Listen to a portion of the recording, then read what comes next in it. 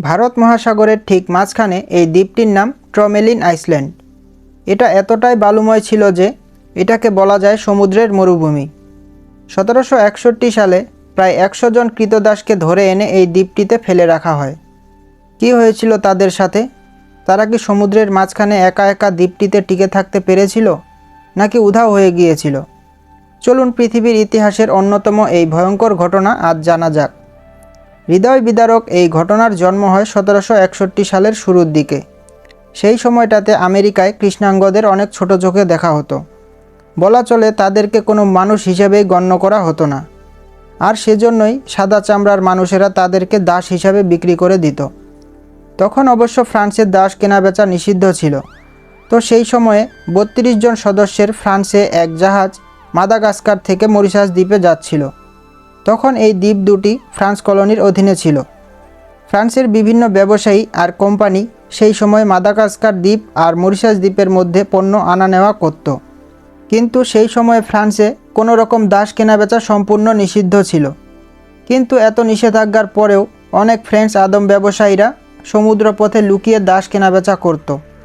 ঠিক এ কারণেই ওই জাহাজে সাধারণ জনগণের পাশাপাশি 160 জন ক্রীতদাসকে লুকিয়ে নিয়ে যাওয়া হচ্ছিল। তবে সেই সমুদ্রপথের মাঝে ছিল ছোট্ট একটা দ্বীপ, ট্রমেলিন আইল্যান্ড। তো হঠাৎ করে মরিশাস যেতে থাকা সেই জাহাজের ক্যাপ্টেন আর যাত্রীদের মধ্যে রাস্তা ভুল হওয়া নিয়ে তুমুল ঝগড়া বেঁধে যায়। এগুলো দেখে ক্যাপ্টেনও অন্যমনস্ক হয়ে যায়। পরিস্থিতি আরও বিগড়ে দেয় সমুদ্রের উত্তাল ঢেউ।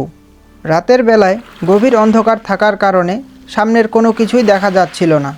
হঠাৎ সেই জাহাজটা ট্রমেলিন দ্বীপের পাশে এসে সজোরে আঘাত করে এবং ডুবতে শুরু করে।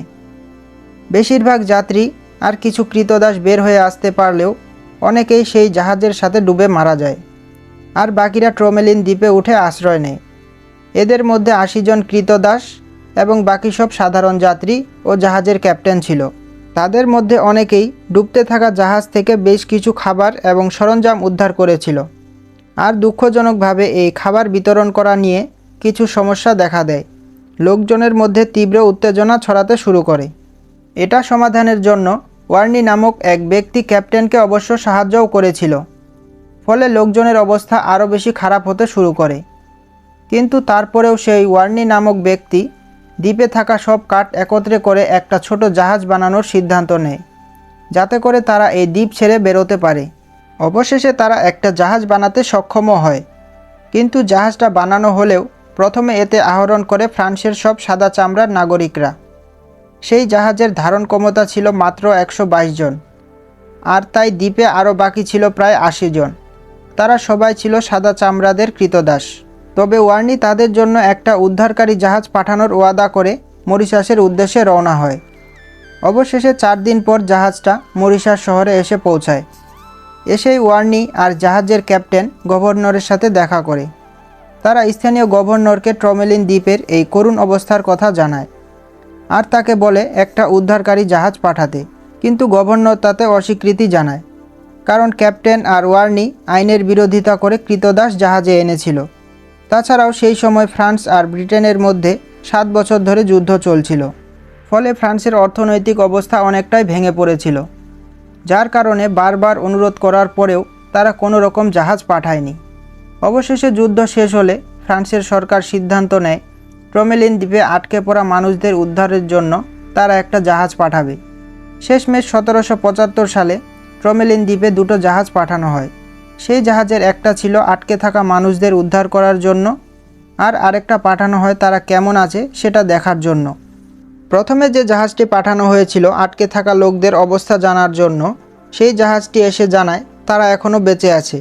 কিন্তু সেই সময় সমুদ্রের অবস্থা অনেক উত্তাল থাকার কারণে সেই জাহাজে করে আটকে থাকা লোকদের আর উদ্ধার করা সম্ভব হয়ে ওঠেনি। এরপর 1776 সালে ট্রমেলিন নামক এক ব্যক্তি তার নিজের জাহাজ নিয়ে সেই দ্বীপে পৌঁছে যায়, আর নিজ উদ্যোগেই সেখানে আটকে পড়া লোকদের উদ্ধার কাজ শুরু করে। পরবর্তীতে সেই লোকের নামেই এই দ্বীপের নামকরণ করা হয় ট্রমেলিন।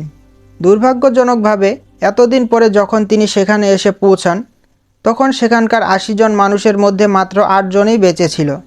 আর 8 জন মানুষের মধ্যে 7 জন ছিল মহিলা আর একটা 8 বছরের বাচ্চা।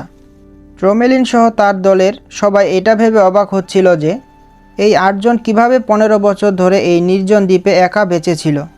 যারা বেঁচে ছিল তারা জানায় 15 বছর ধরে তারা বেঁচে থাকতে পেরেছিল কেবলমাত্র একটা আগুনের জন্য।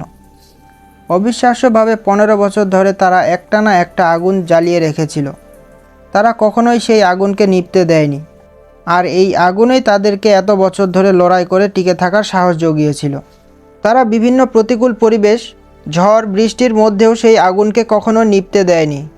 অথচ জাহাজ থেকে বেঁচে ফেরার পরে সেই ডুবে যাওয়া জাহাজের ক্যাপ্টেন সেই আগুন প্রথম জ্বালিয়েছিল। এমনকি সেই দ্বীপে খাওয়ার জন্য কোনো ফল বা উদ্ভিদও ছিল না।